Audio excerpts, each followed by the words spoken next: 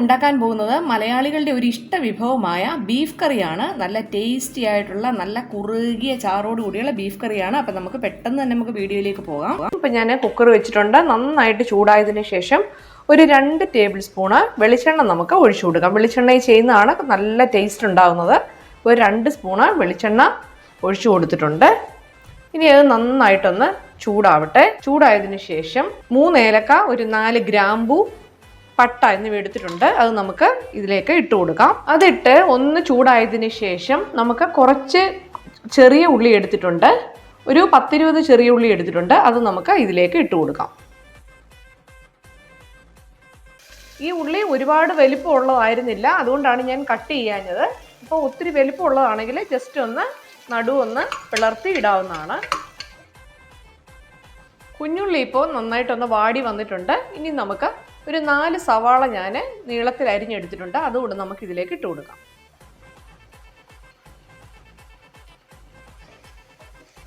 ഇത് പെട്ടെന്നൊന്ന് വഴന്ന് കിട്ടാൻ വേണ്ടി നമുക്കൊരല്പം ഉപ്പ് ചേർത്ത് കൊടുക്കാം.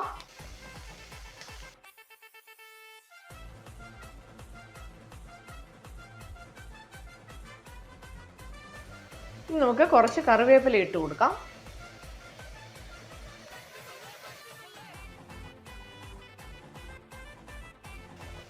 ഇനി നമുക്കിതിലേക്ക് ജിഞ്ചർ ഗാർലിക് പേസ്റ്റ് ചേർത്ത് കൊടുക്കാം. ഇതിപ്പോൾ നമ്മൾ ആദ്യമേ ജിഞ്ചർ ഗാർലിക് പേസ്റ്റ് ചേർത്ത് കൊടുത്താൽ ചിലപ്പോൾ അടിക്ക് പിടിക്കാനുള്ള ചാൻസ് ഉണ്ട്. അതുകൊണ്ട് ഉള്ളി ഒന്ന് വഴന്നതിന് ശേഷം നമുക്ക് ഇട്ട് കൊടുത്താൽ മതിയാവും.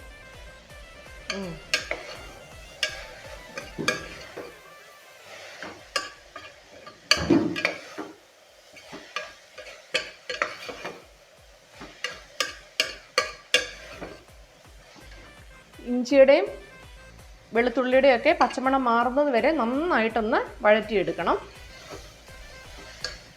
ഉള്ളി നന്നായിട്ടൊന്ന് വഴന്നു വന്നിട്ടുണ്ട്. ഇഞ്ചിയുടെയും വെളുത്തുള്ളിയുടെയും പച്ചമണം ഒക്കെ ഒന്ന് മാറി വന്നിട്ടുണ്ട്. ഇനി നമുക്ക് ഇതിലേക്ക് കുറച്ച് പൊടികൾ ചേർക്കണം.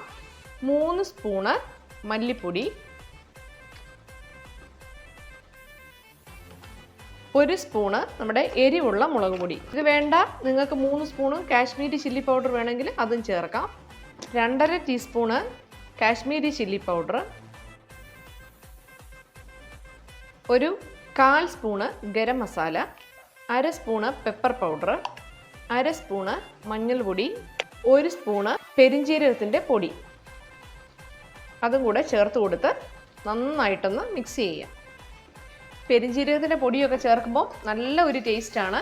ഇനിയിപ്പോൾ ഇതെല്ലാം കൂടിയിട്ട് പച്ചമണം മാറുന്നത് വരെ നല്ലതായിട്ടൊന്ന് മിക്സ് ചെയ്യണം.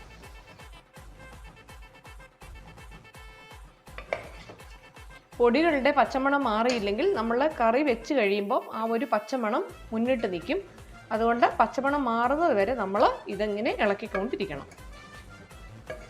നമ്മൾ പൊടികൾ ഇട്ട് കഴിയുമ്പോൾ ഇത് ഇളക്കുന്നത് ഒരു മീഡിയം അല്ലെങ്കിൽ ലോ ഫ്ലെയിമിൽ ഇട്ട് വേണം ചെയ്യാൻ. ഒരിക്കലും ഹൈ ഫ്ലെയിമിൽ ഇടരുത്. കാരണം പെട്ടെന്ന് ആ പൊടികളൊക്കെ അങ്ങ് കരിഞ്ഞു പോകാനുള്ള സാധ്യതയുണ്ട്. ശരിക്കും അത് മൂത്ത് കിട്ടത്തുമില്ല. അപ്പം ചെറിയ ഫ്ലെയിമിൽ തന്നെ ഇട്ട് നമ്മളിത് ഇതൊക്കെ ഒന്ന് ഇളക്കിക്കൊണ്ടിരിക്കുക. ഇതിപ്പോൾ മസാലയെല്ലാം നന്നായിട്ടൊന്ന് മൂത്ത് വന്നിട്ടുണ്ട്. ഇനി നമുക്ക് കഴുകി വെച്ചിരിക്കുന്ന ബീഫ് ഇതിലേക്ക് ഇട്ട് കൊടുക്കാം. അല്പം ഉപ്പും കൂടെ നമുക്ക് ചേർത്ത് കൊടുക്കാം. നമ്മൾ മുമ്പേ ഒരു കുറച്ച് ഉപ്പേ ഇട്ടുള്ളായിരുന്നു. ഒരു 1/2 സ്പൂൺ കൂടെ ഇട്ട് കൊടുക്കാം. ഇപ്പോൾ 1 സ്പൂൺ ഉപ്പ് ഞാൻ ഇട്ടിട്ടുണ്ട്. പിന്നെ വേണമെങ്കിൽ നമുക്ക് ചേർത്ത് കൊടുത്താൽ മതി. ഇനിയിപ്പോൾ ഇത് നന്നായിട്ടൊന്ന് യോജിപ്പിച്ചതിന് ശേഷം ഒരല്പം നമുക്ക് വെള്ളം കൂടെ ചേർത്ത് കൊടുക്കണം. 1 ഗ്ലാസ് വെള്ളം ഞാനിപ്പോൾ ഒഴിച്ചു കൊടുക്കുന്നുണ്ട്. ഇനിയിപ്പം നന്നായിട്ട് ഒന്ന് ഇളക്കി കൊടുക്കാം. ഇപ്പം നമുക്ക് ആവശ്യത്തിനുള്ള വെള്ളമുണ്ട്. ഇനി നമുക്ക് കുക്കറിൻ്റെ ലിഡ് അടച്ചു വെച്ചിട്ട് ഒരു 6 വിസിലോളം വേണം മീഡിയം ഫ്ലെയിമിൽ വെച്ച് നമുക്ക് കുക്ക് ചെയ്യാൻ വേണ്ടി. അത് ഓരോരുത്തരുടെയും കുക്കറിൻ്റെ അനുസരിച്ച് വേണം. അതിൻ്റെ വേവൊക്കെ ഇറച്ചിയും ഒക്കെ എടുക്കുന്നതിനനുസരിച്ച് വേണം നമുക്ക് വേവ്. ഇപ്പോൾ കറക്റ്റായിട്ട് പറയാൻ പറ്റത്തില്ല. എനിക്ക് ഇതിലിപ്പോൾ ഒരു 6 വിസിൽ വേണം ഇത് നന്നായിട്ടൊന്ന് വെന്ത് കിട്ടണമെങ്കിൽ. ഇനി നമുക്കിത് അടച്ചു വെച്ച് വേവിക്കാം. നമ്മളൊരു പാൻ വെച്ച് കൊടുത്തിട്ടുണ്ട്. അതിലേക്ക് കുറച്ച് കോക്കനട്ട് ഓയിൽ ഒഴിച്ചു കൊടുത്തു. ഞാൻ കുറച്ച് തേങ്ങാക്കൊത്ത് നീളത്തിൽ അരിഞ്ഞെടുത്തിട്ടുണ്ട്. ഇനിയിപ്പോൾ ഇത് ഓയിലിലേക്കിട്ട് ഒന്ന് വറുത്തെടുക്കാം. എണ്ണ നന്നായിട്ട് ചൂടായി. നമുക്ക് ഇതങ്ങോട്ട് ഇട്ട് കൊടുക്കാം.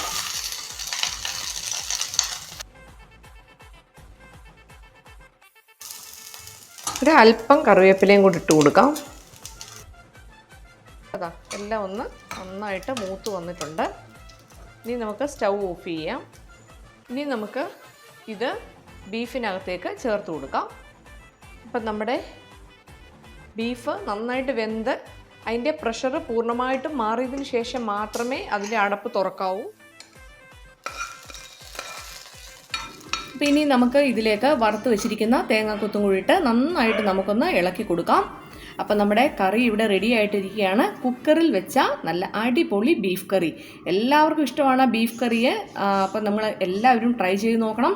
കപ്പയുടെ കൂടെയും ചപ്പാത്തിയുടെ കൂടെയും പൊറോട്ടയുടെ കൂടെയും ചോറിൻ്റെ കൂടെയൊക്കെ നമ്മളുടെ ഇഷ്ട വിഭവമായിട്ട് കഴിക്കുന്ന ഒരു ഐറ്റമാണ് ബീഫ് കറി, ബീഫ് റോസ്റ്റൊക്കെ. അപ്പോൾ എല്ലാവരും ഇത് ട്രൈ ചെയ്ത് നോക്കണം.